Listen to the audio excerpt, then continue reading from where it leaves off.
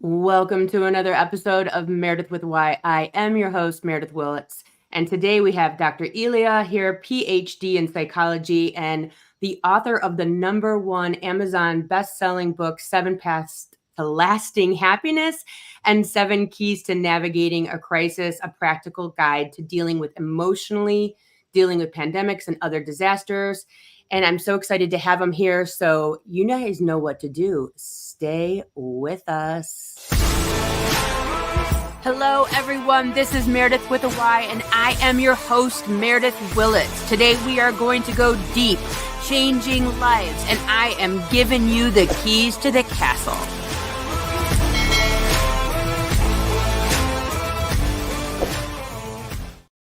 All righty, you guys know what to do. I just want to give a shout out to my sponsor of this podcast, CTC Sesame, telehealth provider. You can get this at Costco for twice the amount, or you can get it from me for $22.50 a month with $15 copays. This is great for students, people living outside of their state who need same-day appointments with a healthcare provider. You get to pick your healthcare provider, birth control, medications, testing, you name it, it's all available to you. Click the link in the show notes or in any of my social media links, and you will be able to find that there. So check that out. But today we have Dr. Elia here, and he is talking happiness. Thank you for being here. I'm so excited to get into happiness. It's my pleasure, Meredith. Thank you for having me on your show. And I have to tell you something. When you introduced me and you talked about my happiness book, you emphasized the word lasting happiness. So there's a story behind that. Initially, people were saying like, no, just make it 7 Paths to Happiness. That's easier to remember. It's fast. It's cat. And I'm like, no, that's like pop psychology.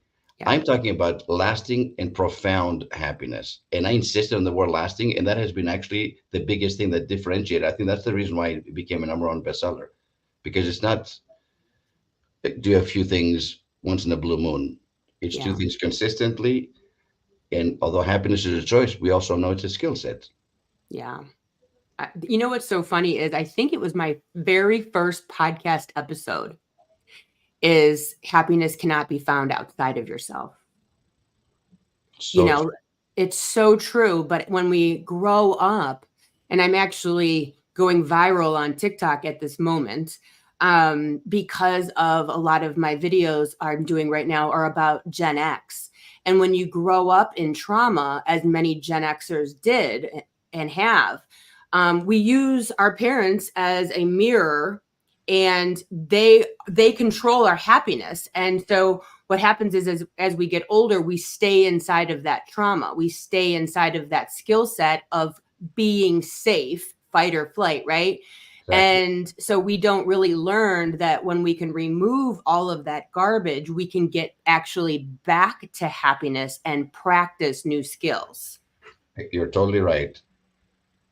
Yeah, it's super important. So what made you get into this study of happiness? I was a clinical psychologist in private practice for the first half of my career for 18 years. Loved the first 16, got totally burned out the last couple of years. I had an insane practice, insane. Yeah. And then, I transitioned over to the corporate side, executive coaching and leadership training. But I've always been drawn to happiness, always. And my mom passed away when I had just graduated from college. I was 21 years old, 22, from UCLA, from cancer. And it altered my life because my mom was love personified. She wasn't just loved by men and women. She was beloved by men and women. And her parting comments to me were, don't worry about me, honey. I'm going to be just fine. I just want you to be happy. And then she died. I mean, those are the last words she actually said to me. So obviously for the first year of post, I'm completely lost. My dad is drinking even more in his grief. He left, he went back to Greece. My elder brother left, he's doing his own process. And I went from having this amazing family to nothing. Wow. So for the first year, like most people who have lose somebody so significant in their lives, I really didn't even want to exist. Like I wouldn't kill myself, but you know what I mean? Like, God, if I get hit by a bus, I'm good. Like, I just want to be with my mom. I was a boy in a lot of ways. I was so attached to her. And then on the 1 year anniversary, something snapped in me. And I'm like, you know what? The best way to honor mama is for you to find your happiness. And I have been, yeah, I mean, you can ask my wife, we've been married for 33 years. Like, no matter what the life has, and we all have our ups and downs, right? We're all graduates from the University of Adversity, all of us, Yeah. every single one of us. And the older you get, the higher the degree, I think, because you experience more of life, right? I've been Totally. able to maintain this positive attitude. Like in the end, it's all good. Like I have faith and I trust. It's all going to work out. And even when things, don't go your way. And you and I and everybody else, we've achieved some success in our lives and so on. But the greatest lessons have never come from my successes. The greatest lessons have come from what at the time seemed to be setbacks, weaknesses, human frailties, really rough, painful. But when you look back and say, you know what, if that hadn't happened, I wouldn't be who I am today or Yes. who I am today. So for me, the university, it's so easy to be grateful when things are going well in life. Having an attitude of gratitude, it's catchy, it's cute, and we love it. But the question is, can we be grateful in the midst of adversity? Yeah. Because that's not easy. And my favorite, one of my favorite people in the world and my hero is Nelson Mandela once said that in life, either you win or you learn. So And powerful. as long as we learn, there is no losing, honestly, right? So that's why I truly believe that even when we're facing adversity, we can still find contentment, inner peace, and our happiness ultimately. But it does take work. I think for some people it comes easier maybe than others, but I think happiness is available to everybody. Well, I mean, I always tell people, nobody ever learned anything on the beaches of Turks and Caicos, right? Like, That's a good one. you're not sitting there learning much about yourself while you're having a Mai Tai sitting in the sand. It's usually during those times when you're truly pushed and squeezed. When I personally went through breast cancer, and I've talked about this here, I told myself, look, you're gonna freaking learn something during this. You're not going to go through this for no reason. And what I learned about myself is that I needed to learn how to ask for what I needed and not be, quote, superwoman and do everything. And so I learned about myself, and that was really a great time for me to recognize that in any given moment, you can learn or you can be happy, right? So like I decided that I was going to learn and make it a positive experience. And that's the thing with unhappiness and with fear and all of these things, is that it is self-preservation. Like our brain remembers all these negative things for survival. Like a lot of people say, I just remember the bad things about my childhood. Well, yeah, you held on to those to stay safe in adulthood. You learned, don't jump off a cliff into, shallow water because you will die and break your neck.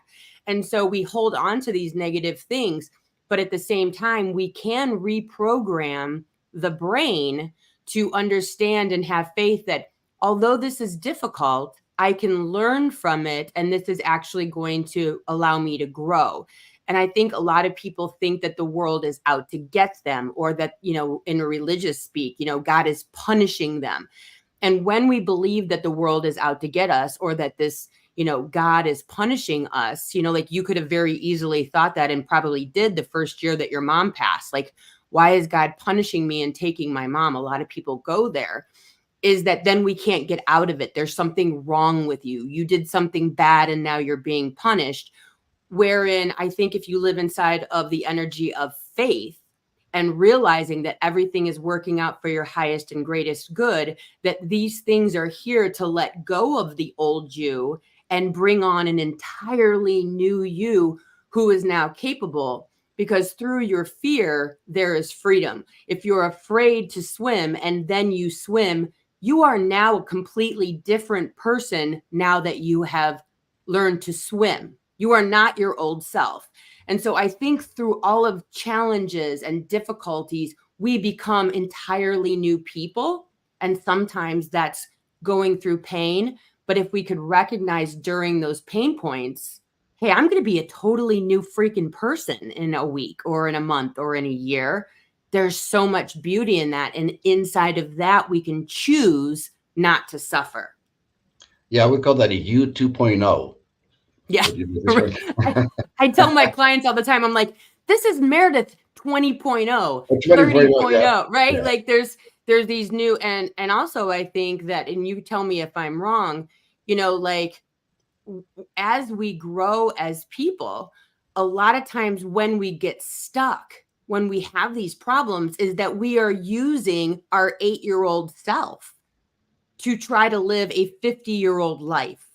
And so that is where we have all of these problems, is that we go back to that old programming to try to deal with very adult situations. And it's like, no, you're safe now. You have a house, you have a car, you have food, you're not going to get grounded. No one's going to beat the hell out of you. So you are allowed to have happiness and joy. You don't have to be afraid all of the time. That's exactly right. And, when people face challenges or adversities, there's typically four ways that they react to them, or four different personality types, whatever you want to call it. The Mm. first one is the victim. And the victim is like, why is this happening to me? Like, poor me, they get down as if it's only happening to me, not 8 billion other people. So that's number one. The second one is the critic.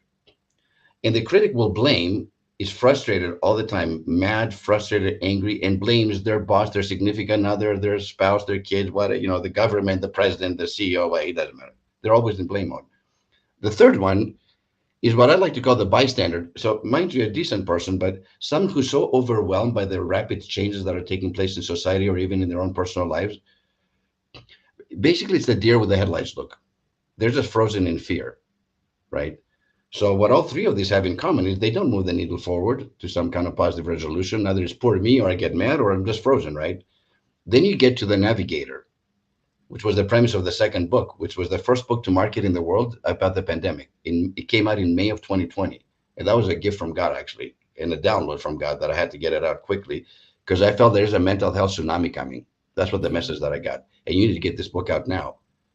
Actually, he was very specific. Like in 45 days, I'm like, that's absurd. My first book took 4 years to write. What are you talking about? I can get a book out in 45 days. Who am I? I co-wrote it with a good friend of mine. Anyway, back to the navigator. The navigators, however, do certain things consistently, and they are able to navigate through life with love, with kindness, with gratitude, practicing massive self-care. But before we go, that the important point is that this is my psychologist hat now. It's not like, well, Dr. Elia is a navigator and you're the critic. It's not like that. All of us have all four of those inside ourselves. Every human being has all four of those personality types, right? So, and it's normal. Like when the pandemic hit, like honestly, in March of 2020, all my speaking engagements all over the world got canceled in 1 week. My whole work gone in 1 week. Email after, sorry, sir, to inform you, but due to, sir, blah, blah, blah. So did I have the deer with the headlights look at first? I'm like, what the heck? Yeah. And did I feel like a victim? Like I was supposed to speak in Barcelona, which I've never been to. And I hear it's beautiful in Spain, like in October of 2020. And I was like, oh, poor me, right? Or would I get mad at the government or some things that were happening outside of my control about stuff? But if I stay mad at whomever for the next 6 months, who am I hurting? Right. Them or me? If I stay in my poor me victim modality for the next 6 months or 6 years or 60 years, because I've seen people who are stuck in victim modality. So the key is feel your feelings and then pivot. Do it for 30 minutes. Get mad, cuss, do whatever you need to do. Get out of your system. Even I'm not a fearful person very much. I don't buy into fear, but from time to time, it's like, oh, yeah, or a victim. But sometimes we're all humans. We feel it. Do it for 30 minutes. Do it for an hour. Don't do it for 10 years. And then pivot and move into navigation mode, because navigators, first of all, they practice massive self-care, physically, emotionally, mentally, and spiritually. And I've gotten pushback. People have said, well, isn't that selfish? I'm like, yes, do more. Yeah. Right. You can never do enough self-care. It's like, is there too much love? Is there too much kindness? No, just do more, be more like that, right? But recognize, what's really interesting, Meredith, is when I shared this with my youngest son at the time, he was 21, and I just shared this as I was writing the book. He goes, Dad, and he got it immediately. He goes, Dad, I think I go into critic mode first, victim second, then navigation. He's not very fearful to fear number. And I said, honey, that's okay. the fact that you're aware of this at the age of 20 is massive. Huge, So huge, the goal is at some point, now he's 25, and I kid you not, he navigates first now. His anger is way down. It doesn't last very long. He doesn't go into victim mode because he's learned how to navigate. And I would have given anything to have known that at 25. Anything. huge. Yeah. Yeah. Well, I think that like what you're talking about in the first two things, isn't that very intertwined with religion, right? Like this thing is happening to me that's outside of myself.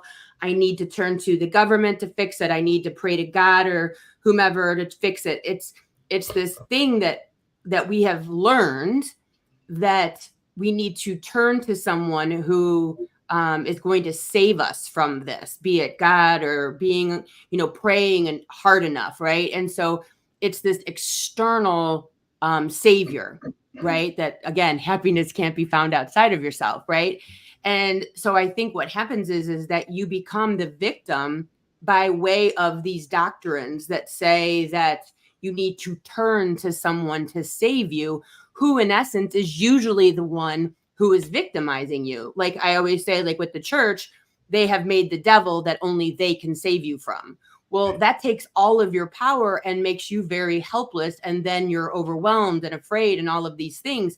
But if we start to recognize that suffering and happiness and all of these are an internal situation that we can move through, that there is a way out. And I think that's another huge message that we're missing too, is moving through these things to get to some place. That it's almost like when you were describing your son, it's like when we experience death, right? Like you move through different stages of death. When something happens to you, your old self in essence is dying. And so you need to move through the same stages, Oh, that's beautiful. so to I speak, love that. to get to this new self, right? And so there are going to be things that you go through to become the new self, because the old ego must die. You don't get to be Meredith yesterday and Meredith next month from now. You can't have it both ways. You have to let go of those old ways of thinking and that old programming, right? And so I think that it's very safe to say that your next book should be something like literally, your self dies and a new self comes, but you have to recognize that there is a new self that's coming, right? That there is light at the end of the tunnel. And if we can recognize that you will go through these steps of the ego death, of the old self death, that you are on a path to somewhere, and it's up to you how fast you get there, right? Like how quickly, how effectively can I move through these things, which I believe so often that a lot of these medications keeps us in a holding pattern Oh, of yeah. not being allowed to sit inside of the pain, because especially in America, we want to do it faster. We want to always be happy. We want to always feel good. But if we allow our steps, these stages of ego and self-death, you will get to the other side, but you No can't question get there about it. unless you experience them. And the medication, we all know this, it only treats the symptom. It never Yes. treats the underlying cause. What I Yes. love about what you said, Meredith, about the victim is like, this is classic, right? Why is this happening to me? So when I coach people, like, well, this sounds great, but I don't know how to get to become a navigator, and they're in victim mode, and then they're like, I've been in victim mode my entire life. Yes. Like I don't know anything different. When I coach them, Right. I'm like, what if you change one word? What if you said, why is this happening for me? Yep. Not to me, but for me. And that's a whole paradigm shift. And they're like, what? I'm like, no, no, think about it. Whatever you think that happened to you that puts you into victim mode, what if it happened for your greater good? Whoop. Yep. Right? Totally. Then I that's mean, how you that's a game shift. changer. It's That's a a game changer. game changer, because when something's happening for you, then you're like, oh, wait, like when I went through breast cancer, this is happening for me. What is it that I'm supposed to learn from this that it's going to, and I will tell you this right now, I call it gold star breast cancer because I did not have to go through chemo.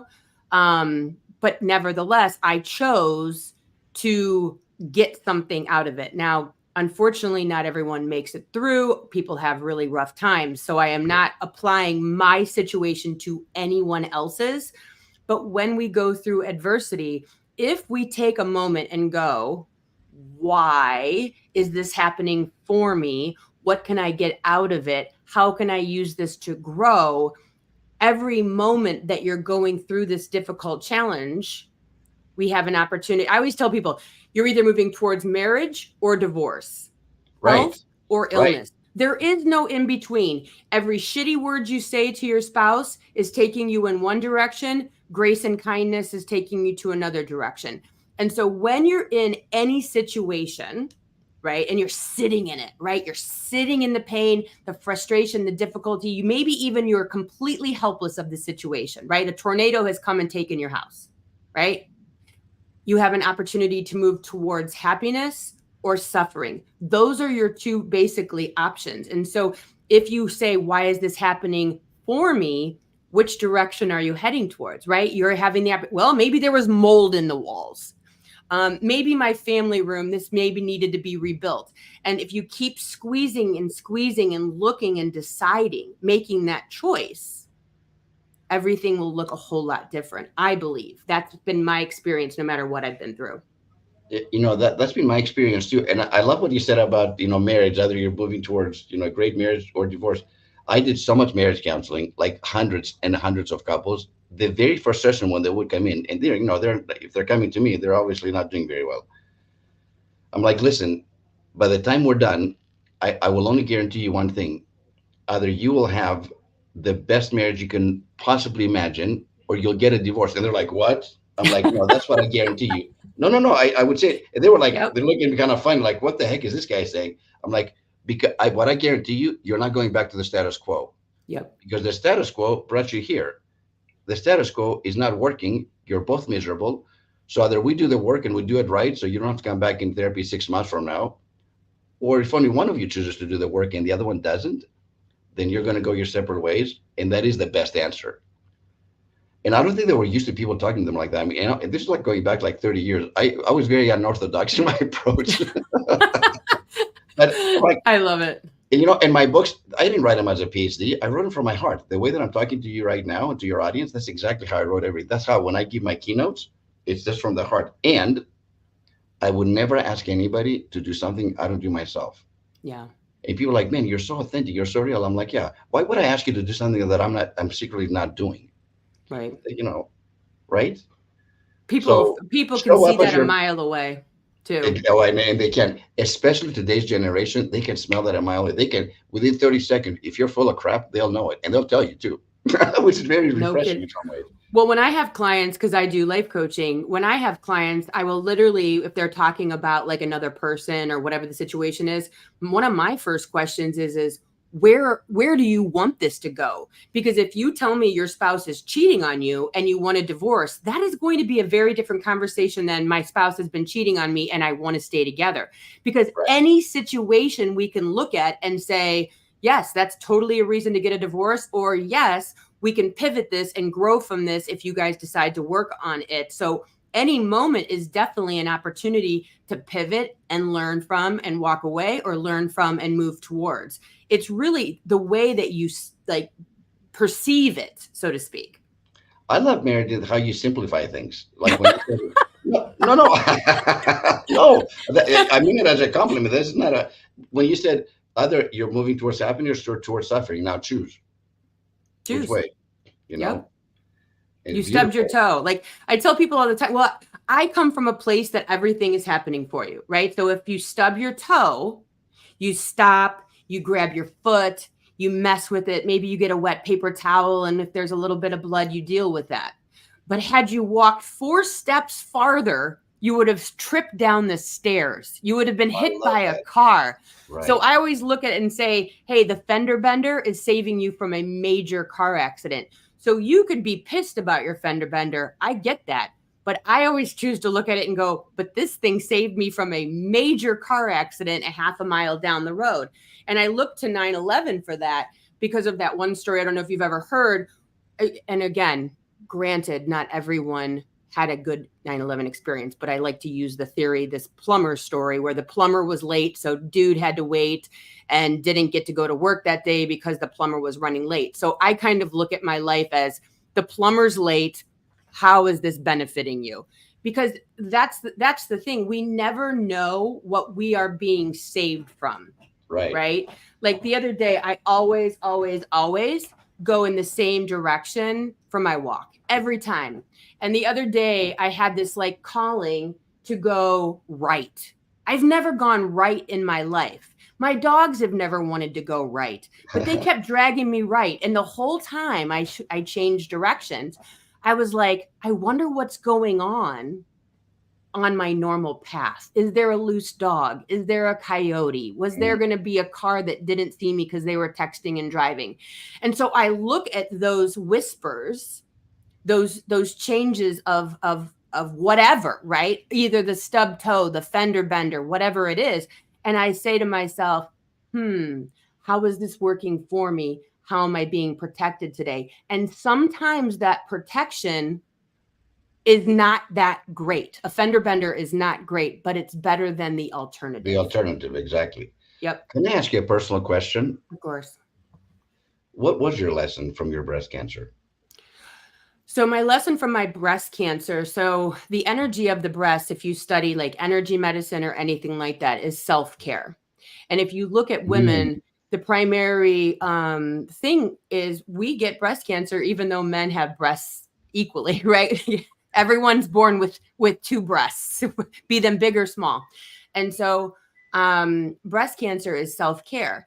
And so when wow. I would sit in the waiting rooms, um, I would have a longing for affection from my husband, but my stoic self, my independent Gen X, I can do it, I can handle it, go inside, handle these things yourself, messaging from childhood would override me reaching out for help or asking someone to be soft with me.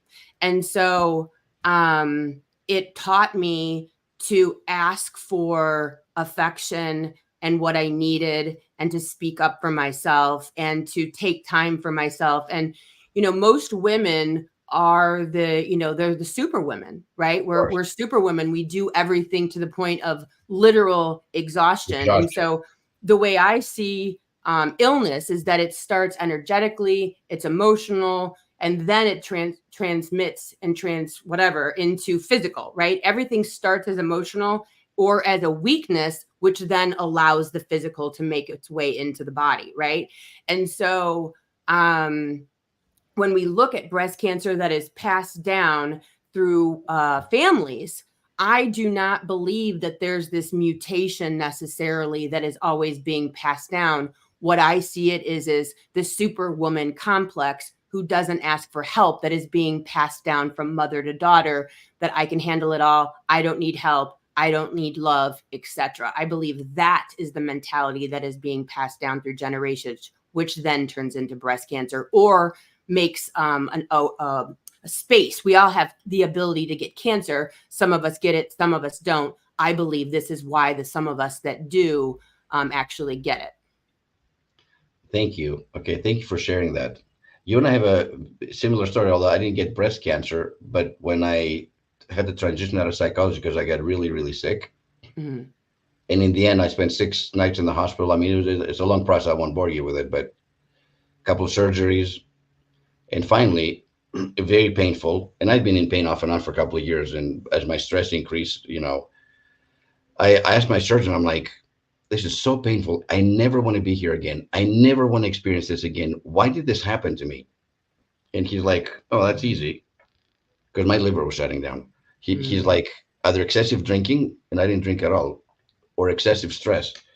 And what I realized for the last 18 years, I had been storing on the surface, I was like happy, go lucky, energetic, positive, doctor, woo, all that stuff. But all the toxicity in my Yep. office, because you can't really share with anybody what you hear for Right. 18 years and tens of thousands of hours, started to eat me alive from the inside. So when I came out of that, I made a promise to myself, like never again. Number one, never again will you get burned out. And number two, your self-care, which you have been neglecting, even though your wife has been telling you for the last 18 years you're gonna have a heart to kill yourself, is a non-negotiable now. I say this to you and to your audience. I'm 20 years older chronologically than when this major health crisis happened to me and professional crisis happened to me. And I'm healthier physically, emotionally, mentally, and spiritually because my self-care is non-negotiable. Yep. I go for a walk every day. I don't care what the weather is like outside for at least an hour. Yep. 50% of the time, I don't even take my phone with me. And I call that my gratitude walk. I listen to the birds. I look at the lakes. I look at the animals running around. And I'm grateful for that and so many other things in life. It's a non-negotiable. But the other thing that I learned is I never used to ask for help from anybody, ever. I love big. I have a big heart, and I show up big for people in relationships. But I wasn't showing up for myself, and I didn't even know it. I don't Yep. think I even knew how to show up for myself, to be honest with you. And I think when my mom died, somewhere I got the message that like life is unsafe. Like you can't rely on other people. Like you're the most important person in my life because she died. And obviously that wasn't conscious, and I hadn't like realized that, or else I would have done something about it sooner. But once I realized that, it's okay to ask for help. I still don't do it very often, but I'm much more comfortable doing it and surrounding myself with people that are supporting my path. You know what I mean? It's still Hmm. not easy.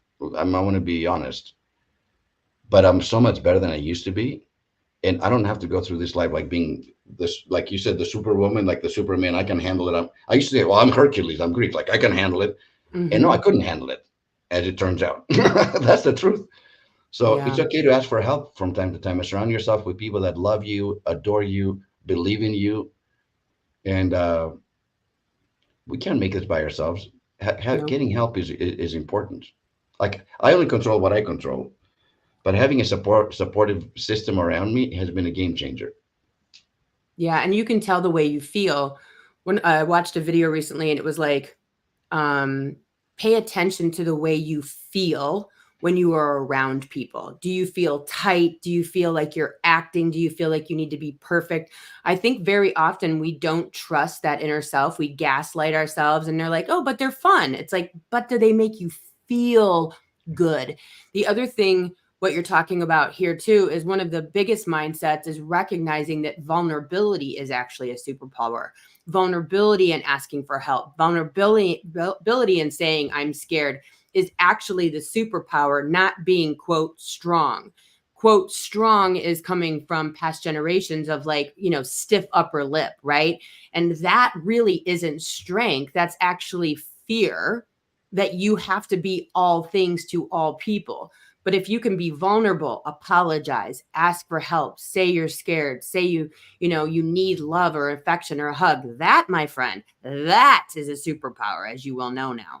It is a superpower, but I think women are so much better at that than men, honestly. Yeah. I Yeah. think Well, you're I much mean, more, yeah, women are much better for us. We get these mixed messages, and I'm a very sensitive person. I mean, I laugh a lot, but I also cry a lot. My heart is like, I don't care anymore. But when you grow up with a tough Greek dad, you know, yeah. when at 15 years old, this is like one of the probably most, I know it's not traumatic compared to other people's stories and so on, but for me, it was really painful. I don't remember what happened, but my mom and dad were going out on a date night and I was crying. I had my arm around her and I was crying about something. And my dad, like, he just wants to go out with his wife. And he looked at me, he goes, "You're too sensitive." And it cut me to the core because it was true. I was too sensitive. It's true. So, you know what happens to that as a 15-year-old boy? Man up, stiff upper lip, be tough. When I did my own healing years and years later, you know what I realized? And I love my dad a lot more now that he's on the other side. I understand him a lot better. You know Hmm. what I realized? He was talking to himself. He Yep. was really sensitive. The guy that went to Korean War and smoked and drank and cussed and all that stuff. He was really talking about himself. It had nothing to do with me. But as a 15-year-old boy, I didn't know that, Meredith. I thought he was talking to me, so it crushed me. It took me years and years and years to overcome this. Years until I got it. No, he was just projecting. It had nothing to do with you. You know. I actually just made a video about,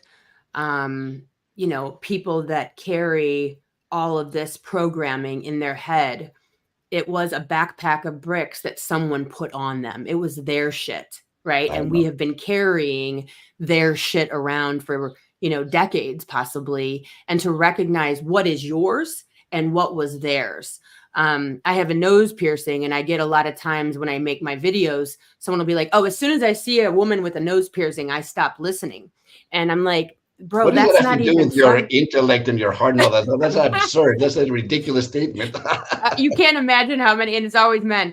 And I'm always like, well, you do know that Mother Mary and every female in the Bible pretty much had a nose piercing. So, and I'm sure you're a really good Christian, but I digress, right? But, like the thing of it is we need to start recognizing what is ours and what are our opinions and the way we feel about things and what was placed on us and really have nothing to do with us, and it's keeping us down.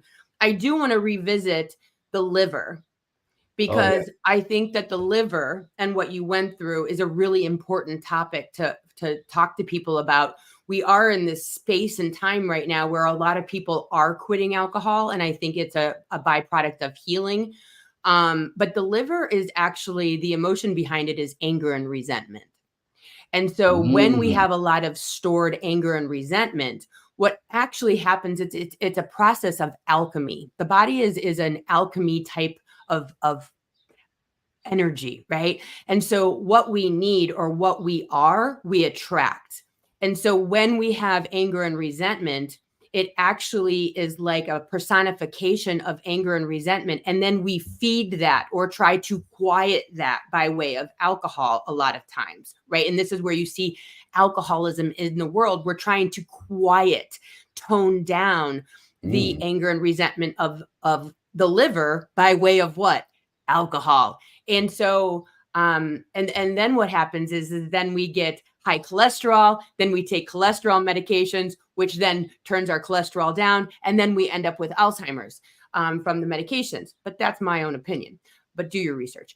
So like I just, like what you're talking about is how much anger and resentment that you were holding on to for a myriad of reasons. The other thing that I've learned is that we are given millions of chances to fix things. So what we start off with anger and resentment, maybe that moment when you were 15 where you felt stifled to express yourself, right? We are then given another chance and another chance and another chance to heal that by way of other relationships or other experiences to learn that about self. And so I always say it's like the body is knocking on the door, like, hey, do you want to fix that anger and resentment yet? Okay, we're going to give you another opportunity and another opportunity. And it just keeps circling back. It's like when you hear a person say, I keep dating the same asshole. I Right. don't know why I attract these relationships. And those are just opportunities to finally punch yourself in the face enough times to say, I'm going to fix myself and stop attracting assholes.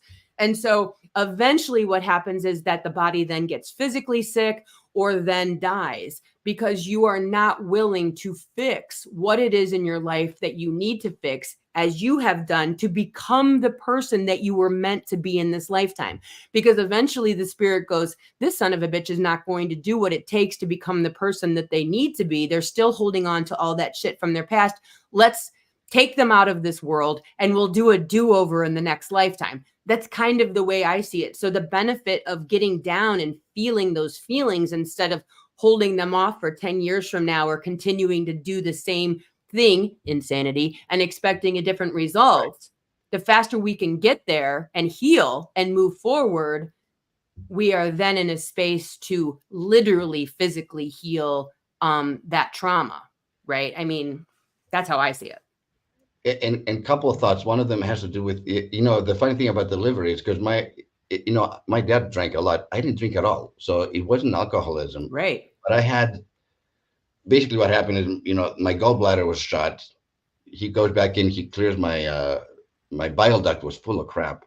And what happened is he explained to me there was a stenosis, which is a kind of a Greek word. It was a closing off, basically. Mm-hmm. So he said, the last 3 days before you came here, when you didn't eat anything anymore, your liver processes toxins. But when the stenosis happened, the toxins got backed up. Your Yeah. liver fought. He said he fought for like 3 days, but at some point your liver got overwhelmed because the toxins have no way to go through it. And the reason why you started getting jaundice, and we thought you had hepatitis or something at first, he said, it's a good thing you came in because had you waited one more day, if your liver shuts down, and he told him that, Elia, there's nothing I could have done for you. I can take out your gallbladder and clear your bile duct, but if your liver is done, you are done. Yep. And that was so shocking to me because for the most part, I would consider myself to be a very healthy person. And that's when I said, listen, I need to learn the lesson right now. I never want to be here again. Whatever the lesson is, like you said, stress or alcohol. I'm like, well, I don't drink, so it's got to be stress. The other thing about relationships, since you brought this up, listen, you can practice all the self care in the world, have an attitude of gratitude, practice self forgiveness and forgive others, have a positive outlook and so on. Know your purpose, all the classic things about happiness. But if you surround yourself with toxic people, it will, it's a huge withdrawal from your health Yep. and from your happiness.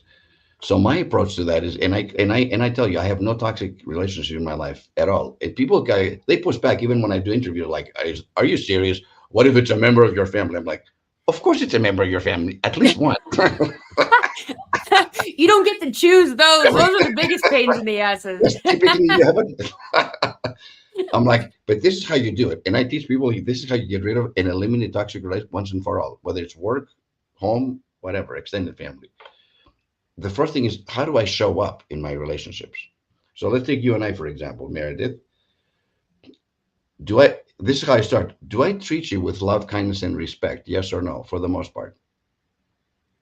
Assuming that I do, right? You say, yes, you Yep. do. Okay. Yes, you do. Then I have every right in the world to say that you also need to treat me with love, kindness, and respect in return. In other words, I can't be an asshole and expect you to be loving, kind, and respectful. So I always look in the mirror first. How am I showing up in this relationship? But as long as I do my part and I'm loving, kind, and respectful, then I'm going to say, then you need to do the same with me. And if it's a member of your family or otherwise, we will have a very, very superficial relationship. Like I'll text you at Thanksgiving, how's the weather in Pittsburgh? Right. And that's pretty much it. Or I'm going to cut you off completely for at least 6 months to a year. Yep. And then we can come back. I want to have a relationship with you, but not under these circumstances. I'm not putting up with your bullshit anymore. Period. And this is where there's a difference between ultimatums, which is for the other person. If No, it's you a treat boundary. me It's not this an way, ultimatum. I mean right. it. This is a boundary, which is for me. A boundary is, this is what I expect based on my behavior with you. If you cannot handle that, then this is what I'm going to do. Exactly. Totally different than an ultimatum. Ultimatum is you behave this way, Or else. you, Yeah. or else. A boundary is I accept this, or I am going to remove myself from this relationship. And a lot of people don't understand that healthy boundaries are for yourself to Right. behave and act accordingly, not because you just let them know, hey, this is my boundary and this is where we're at. And I think this is a very new concept because It we is. were raised, mother knows best, blood is thicker than water, family is everything, which is all programming that says you have to accept anything from everyone because they're your family. And we're now realizing in this, atmosphere of we don't live the way we used to live. Like we all used to live around grandma and grandpa in South Philly and have Sunday dinner together, and you put up with everything, your pain in the ass uncle, you dealt with it. You shut your mouth, children are to be seen and not heard.